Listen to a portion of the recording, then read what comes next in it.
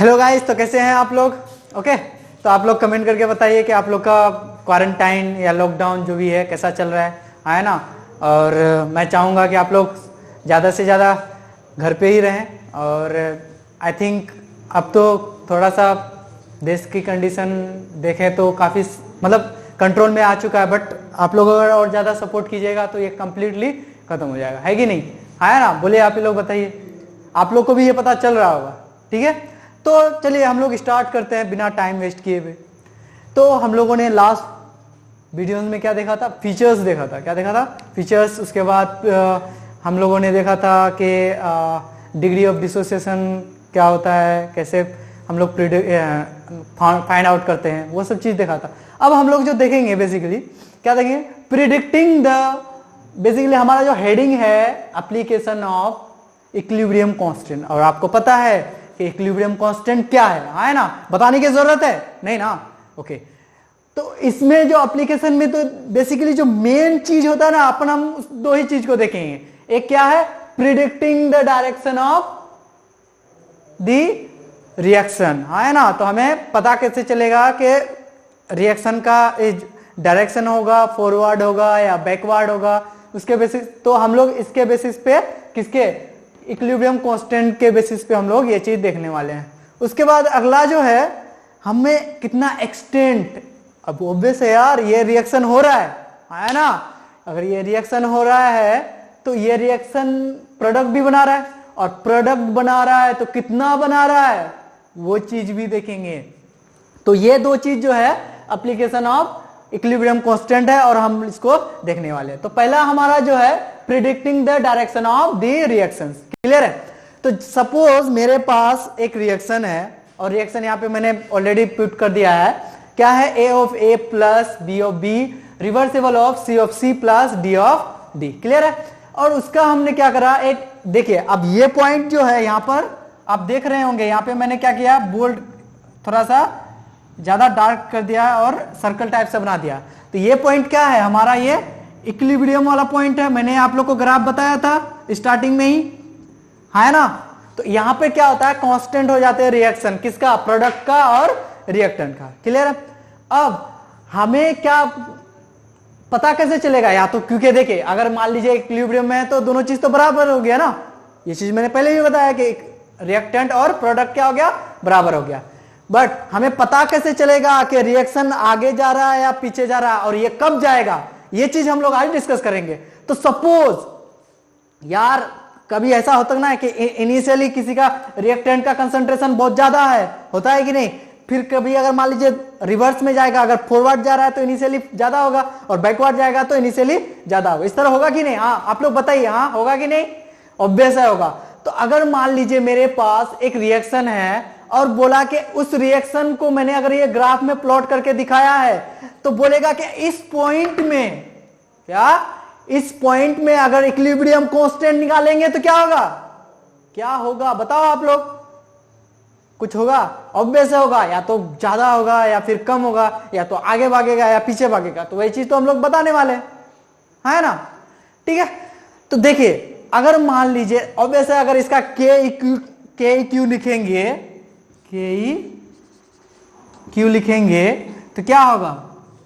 पहले भी बताया है, C of C D of D A of A and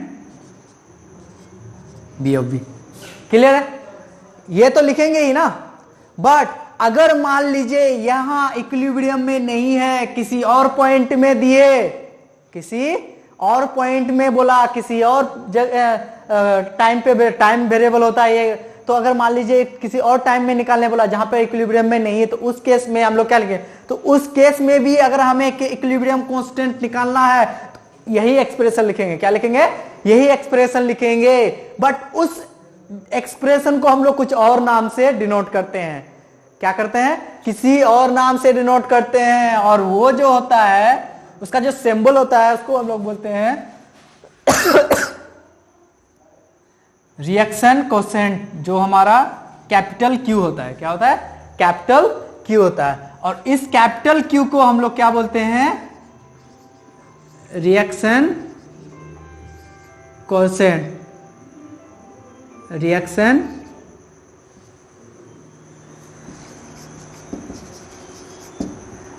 quotient बोलते हैं।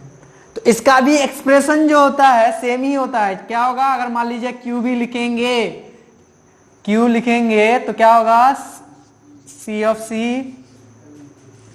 D of D and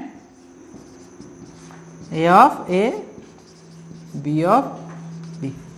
but यहां पे डिफरेंस क्या है, यहां पे डिफरेंस क्या है, इस केस में देखेंगे तो हमारा जो ये यहां पे जो सारे चीज कांस्टेंट हो जाते हैं, उसके लिए हम लोग ये लिखते हैं, ये मैंने डिस्कस कर चुका है। बट अगर मान लीजिए बोल दिया है कि इस पॉइंट में निकालो क्या, इक्विलिब्रियम कांस्टेंट, तो इस पॉइंट के लिए जो हम लोग यूज करते हैं उसको बोलते हैं हम लोग रिएक्शन कोसेंट, और डिनोट किससे करते हैं, Q से करते हैं, है ना, क्लियर है। और ये Q जो होता है टाइम वेरिएबल होता है। क्या होता है, टाइम वेरिएबल। तो मतलब टाइम के अनुसार ये क्या होगा, चेंज होगा।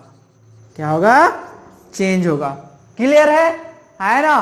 तो ये जो टाइम वेरिएबल होता है, इसीलिए ये क्या होता है, इसके कारण ही हम बता सकते हैं कि हमारा रिएक्शन का डायरेक्शन क्या होगा, आगे जाएगा या पीछे जाएगा, जिसको हम लोग क्या बोलते हैं, फॉरवर्ड या बैकवर्ड। क्लियर है, रिएक्शन डायरेक्शन, है ना। आई होप आप लोग को ये चीज समझ में आ गया होगा, है ना। तो आप लोग कमेंट करके बताइए, अगर कोई डाउट है इसमें तो भी बताइए। क्लियर है। तो अब सर ये चीज तो हमें पता कैसे चलेगा कि रिएक्शन फॉरवर्ड जा रहा है कि बैकवर्ड जा रहा है, आपने तो ये चीज बता दिया, इट्स फाइन, बट हमें पता कैसे चलेगा सर, है ना।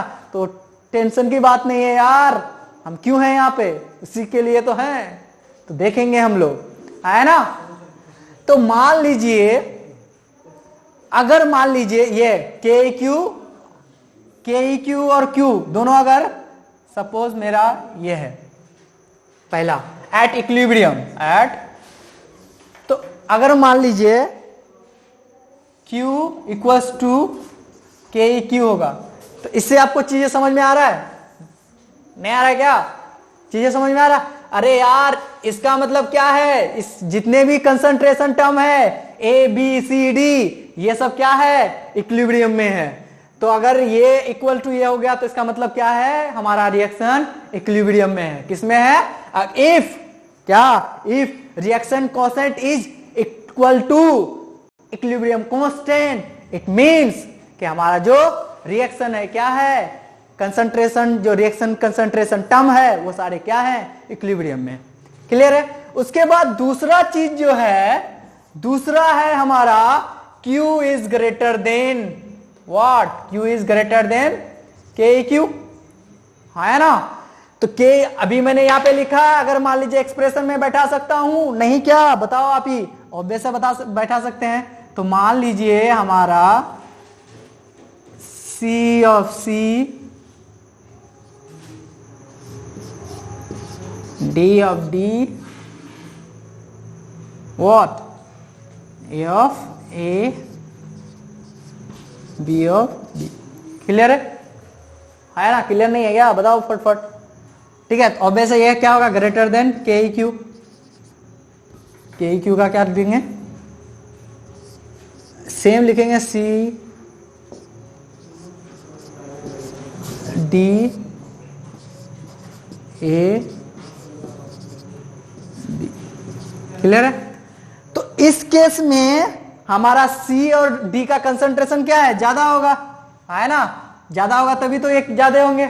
तो ऐसे केस में C एंड D का कंसंट्रेशन ज्यादा होगा, तो इससे हमें समझ में आ रहा है कि KB क्या होगा, ग्रेटर देन KF, है ना।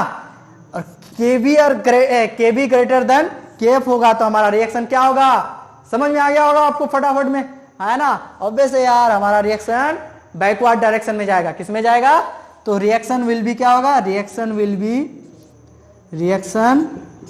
बी इन बैकवर्ड डायरेक्शन,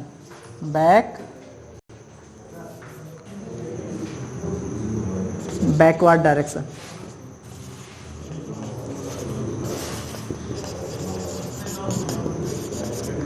है ना।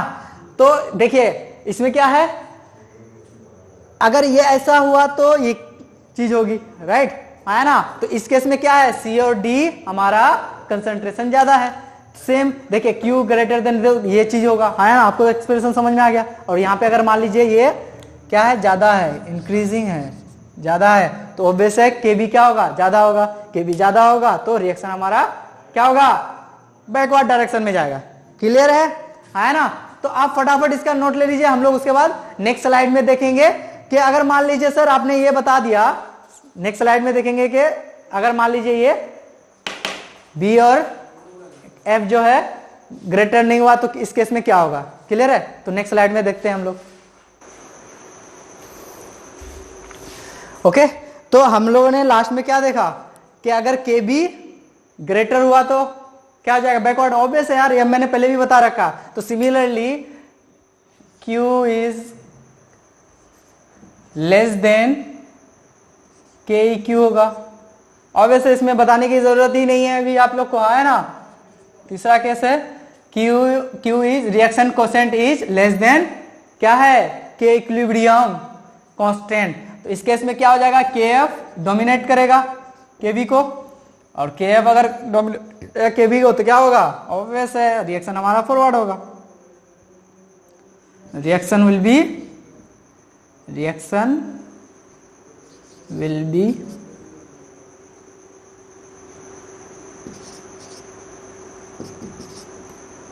Forward direction.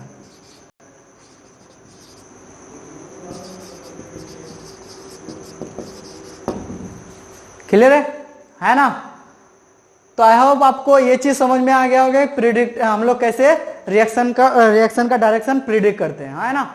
उसके बाद अगले स्लाइड में हम लोग देखेंगे कि हमारा दूसरा एप्लीकेशन क्या है। मैंने आपको बता दिया, दूसरा एप्लीकेशन है कि हमें एक्सटेंड कैसे कितना पता चलेगा। क्लियर है। ओके, तो हम लोगों ने लास्ट स्लाइड में देखा कि हमें रिएक्शन का डायरेक्शन कैसे पता चलता है ना।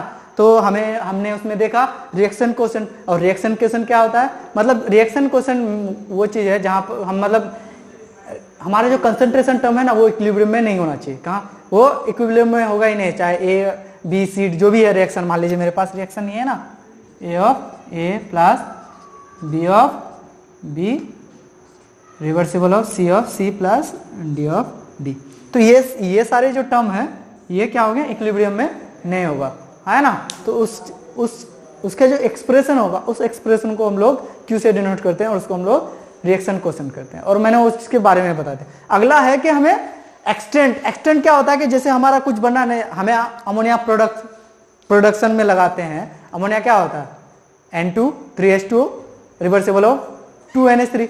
हाँ, तो कितना अमोनिया बना, तो वो जितना बना उसको हम लोग क्या बोलते हैं, एक्सटेंट बोलते हैं। क्लियर है। तो बोल रहा है कि अगर मेरे पास हमारा रिएक्शन कांस्टेंट जो है, रिएक्शन इक्विलिब्रियम कांस्टेंट जो है, उसकी वैल्यू अगर ज्यादा होगा, क्या होगा, उसकी वैल्यू ज्यादा होगा तो हमारा रिएक्शन क्या होगा, फॉरवर्ड भागेगा। और फॉरवर्ड भागेगा तो क्या होगा, बेसिकली हम लोग ऑब्वियस डोमिनेट करेगा किसकी कंसंट्रेशन को, रिएक्टेंट की कंसंट्रेशन को, है ना। क्लियर है। उसके बाद फिर वाइस वर्सा है, अगर मान लीजिए छोटा होगा तो वो बैकवर्ड में जाएगा। ठीक है। तो हम लोग देखते हैं एग्जाम्पल देखते हैं। ये देखिए, ये जो है प्रैक्टिकल वैल्यू है, ये मतलब इस टेम्परेचर में कैलकुलेटेड है ना। तो उसने एक रिएक्शन को लिया, एक्सपेरिमेंटल वैल्यू है, तो रिएक्शन को उसने कितने टेम्परेचर में ये करा, इतने टेम्परेचर में उसने ये किया, एक्सपेरिमेंट करा। तो उसका क्या आया, के की जो वैल्यू है ये इतना ज्यादा है ना। तो ऐसे केसेस में आप देख सकते हैं यहां पर क्या है, 6.7 10⁻⁻16 मोल पर लीटर। तो मैंने बता दिया था कि यूनिट कैसे लिखते हैं। अब उसके बाद दूसरा देखते हैं। दूसरा रिएक्शन है CO plus O2। CO2 gas दे रहा है एट कितना है, इसका टेम्परेचर देख लीजिए 1000 टेम्परेचर। तो उसका तो इसमें देखिए यहां पर माइनस में था, मतलब बहुत ही कम है ना, नहीं के बराबर। और यहां पे देखिए बहुत ही ज्यादा है, क्या है, बहुत ही ज्यादा है ना। तो क्या करा, ये दोनों को लिया है ना, ये दोनों एक्सपेरिमेंटल वैल्यू लिया और दोनों को क्या करा, जनरलाइज करा। क्या करा, जनरलाइज करा। जनरलाइज करने के बाद उसको 3 चीज पता चला। क्या चला, 3 चीज पता चला। वो 3 चीज हम लोग देखेंगे। तो पहला है कि अगर के क्यू हमारा क्या है, ये इक्विलिब्रियम कांस्टेंट है, अगर इसका वैल्यू क्या, अगर इसका value greater than 10 to the power 3 आया, क्या हुआ, 10 टू द पावर 3 आया, तो इस केस में ऐसा देखा गया है कि जो हमारा एक प्रोडक्ट होगा, क्या होगा, प्रोडक्ट वो डोमिनेट करेगा। क्या होगा, डोमिनेट करेगा किसको, रिएक्टेंट को। मतलब वहां प्रोडक्ट क्या होगा, ज्यादा होगा और रिएक्टेंट नहीं के बराबर होगा। क्या होगा, रिएक्टेंट के जो कंसंट्रेशन हो नहीं के बराबर होगा और रिएक्टेंट के कंसंट्रेशन नहीं के बराबर होगा। इट मींस हमारा रिएक्शन क्या है, कंप्लीशन की तरफ भाग रहा है ना, कंप्लीशन की तरफ भाग रहा है। तो हमारा क्या होगा, रिएक्शन ऑब्वियसली क्या होगा, फॉरवर्ड जाएगा। क्या होगा, फॉरवर्ड डायरेक्शन में जाएगा। क्लियर है, आपको चीजें समझ में आई है? लिखना है, आप लिख लेना यार, ठीक है। मैं एक बार बता देता हूं फिर से कि अगर के क्यू की वैल्यू अगर 10 टू द पावर 3 से ज्यादा होगा तो प्रोडक्ट डोमिनेट करेगा किसको, रिएक्टेंट को। प्रोडक्ट का कंसंट्रेशन डोमिनेट करेगा रिएक्टेंट के कंसंट्रेशन को और रिएक्शन का कंसंट्रेशन का नहीं के बराबर। तो इससे यह पता चल रहा है कि हमारा रिएक्शन क्या है, कंप्लीशन हो रहा है। तो कंप्लीशन हो रहा है, इट मींस हमारा रिएक्शन फॉरवर्ड की तरफ जा रहा है यार, है ना। क्लियर है। उसके बाद अगला है कि के क्यू का value less than 10 to the power -3। क्या, 10 टू द पावर -3। तो आपको ऑब्वियसली इसका क्या होगा, वाइस वर्सा। मैंने यहां पे लिखा है यार, देखिए वाइस वर्सा है ना। तो अगर इसका वैल्यू 10 टू द पावर -3 होगा तो रिएक्टेंट का कंसंट्रेशन क्या होगा, डोमिनेट करेगा किसको, प्रोडक्ट का कंसंट्रेशन को, और प्रोडक्ट का कंसंट्रेशन डोमिनेट करेगा। मतलब ये पता चल रहा है कि रिएक्शन हो रहा है बट नहीं के बराबर, है ना। क्या हो रहा है, नहीं के बराबर। तो ऐसे केसेस में हमें वैल्यू जो है कैलकुलेट करने में क्या होगा, मुश्किल होगा, है ना। तो इसलिए हम लोग लार्ज वाले वैल्यूज को या बहुत ही कम वाले वैल्यूज को नहीं लेते हैं। क्लियर है ना। उसके बाद अगला जो है, अगला जनरलाइजेशन क्या आया कि मेरा के क्यू का वैल्यू बिटवीन क्या, 10 to the power -3 to 10 to the power 3। अगर इन दोनों के बीच आया हमारा वैल्यू तो उस वैल्यू को क्या माना गया, एप्रिसिएबल, है ना। मतलब अगर वैल्यू इस दोनों के बीच आया तो हम लोग क्या कर सकते हैं, डेटा फाइंड कर सकते हैं, डेटा कैलकुलेट कर सकते हैं, है ना। आपको समझ में आ रही है कि नहीं आ रही है, ओके। तो ये था। तो इससे हमें पता चलता है कि रिएक्शन का एक्सटेंट या कितना रिएक्शन कितना बन रहा है या कितना नहीं बन रहा है, हम लोग इसी से पता करते हैं। तो ये 3 जनरलाइजेशन है जब उसने ये वैल्यूज प्रैक्टिकल या एक्सपेरिमेंटल वैल्यूज फाइंड करा। क्लियर है। तो हम अगले स्लाइड में इसका एक ये देख लेंगे, डायग्राम देख लेते हैं। क्लियर है, ओके। तो हम लोगों ने लास्ट में देखा, क्या देखा था, इसका थ्योरेटिकल पार्ट या एक्सप्लेन्ड वाले पार्ट देख लिया था। अब हम लोग इस चार्ट से समझते हैं, है ना। तो देखिए यहाँ पे क्या है, 10 टू द पावर -3 है। तो इसमें लिखा है कि नेग्लिजिबल केसी, मतलब यहाँ पे केसी का जो वैल्यू मैंने देखा था एग्जांपल, है ना, वो एक्सपेरिमेंटल वैल्यू से पता चल गया था, मैंने एग्जांपल दिया था। तो केसी का वैल्यू क्या, बहुत छोटा है, बहुत छोटा है। मतलब रिएक्शन क्या होगा, हार्डली प्रोसेस होगा यार, मतलब हो रहा है बट नहीं होगा। तो उसकी हमें अगर केसी निकालने बोलेगा तो आराम से निकाला जाएगा क्या, नहीं ना। तो इस केस में जो रिएक्टेंट होगा वो रिएक्टेंट क्या मतलब, यहां पे जो ये होगा रिएक्टेंट जो होगा मच ग्रेटर देन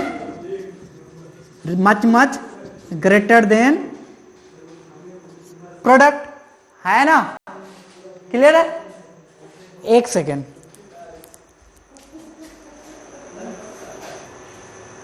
ओके। तो क्या होगा यहाँ पे, रिएक्टेंट क्या होगा, डोमिनेट करेगा, मतलब मच ग्रेटर देन प्रोडक्ट होगा।